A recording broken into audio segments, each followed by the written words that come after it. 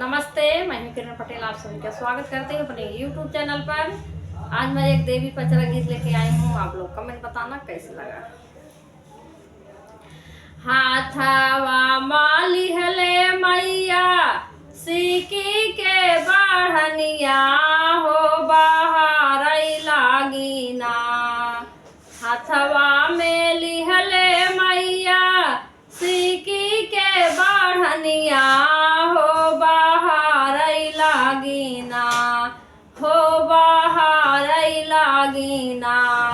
हो कि मैया मोरी घानी फूलावरिया हो बाहर लागिना, कि मैया मोरी घानी फूलावरिया हो बाहर लागिना।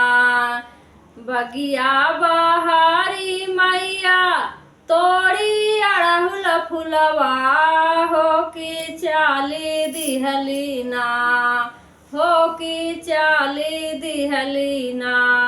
मैया मोरी मालिन के दुअरवा हो कि चाल दिहलीना, कि मैया मोरी मालिन के दुअरवा हो कि चाल दिहलीना। गूथी दे तू मालिनी हमारी अड़हुल के हरवा हो कि उहई हरवाना, हो कि उहई हरवाना।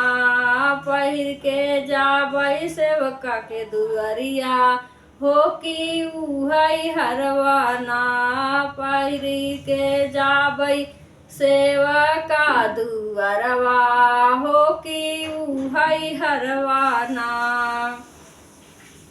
होई दाभियान मैया फूटई दा किरनिया हो कि भोरवाई होतना, हो कि भोरवाई होतना।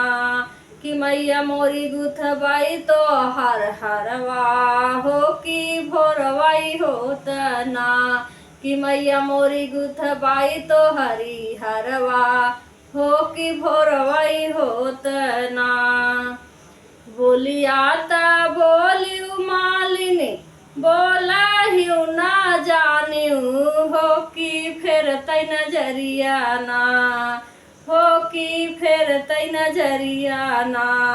हो भूसा तऊ जन्म कोढ़निया हो कि फेर तै नजरिया ना, हो भूसा तऊ जन्म कोढ़निया हो कि फेर तै नजरिया ना।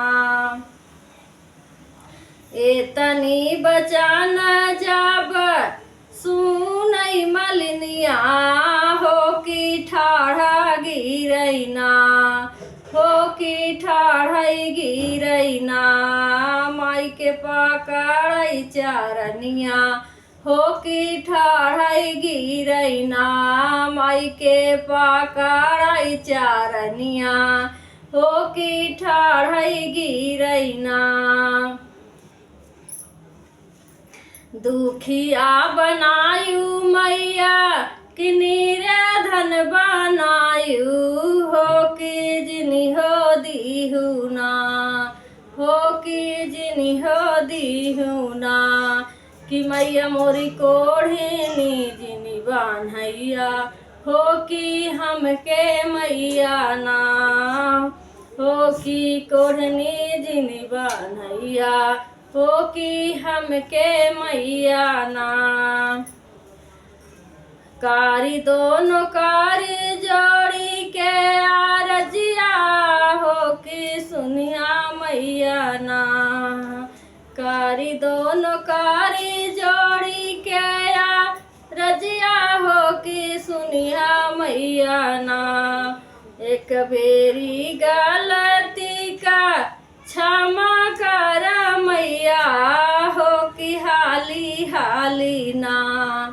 एक बेरी गलती का क्षमा कर मैया हो कि हाली हाली ना। मालिन गुथाई लागी हरवा हो कि हाली हाली ना। मालिन गुथाई लागी हरवा हो कि हाली दिहालीना हारवा पहिरी मैया चाली है घर से आशीष लागिना हो आशीष लागिना हरवा पहिरी मैया चाली घर से हो आशीष लागिना हो आशीष लागिना कि मालिन जुगा जुगा जिया हो आशीष लागिना कि मालिन जुगा जुगा जिया हो आशीष लागिना।